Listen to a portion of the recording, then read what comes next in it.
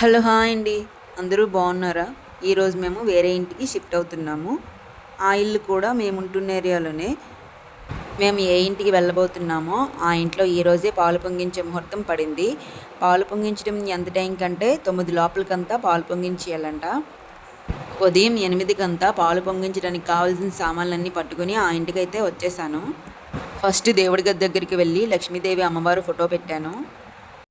అమ్మవారిని పూలతో కొంచెం ఇలా అలంకరించుకొని ఫస్ట్ దీపం అయితే పెట్టేస్తున్నాను.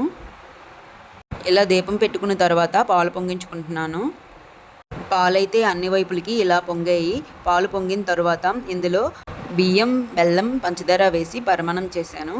ఈ పరమాన్నాన్ని కొంచెం దేవుడి దగ్గర పెట్టి లాస్ట్లో హారతి ఇచ్చేసాను. ఇలా 9 లోపలే పాలు పొంగించేసి పరమాన్నం చేసి దేవుడికి నైవేద్యాన్ని కూడా పెట్టేశాను. తర్వాత నేను కూడా కొంచెం పరమాన్నాన్ని తీసుకున్నాను.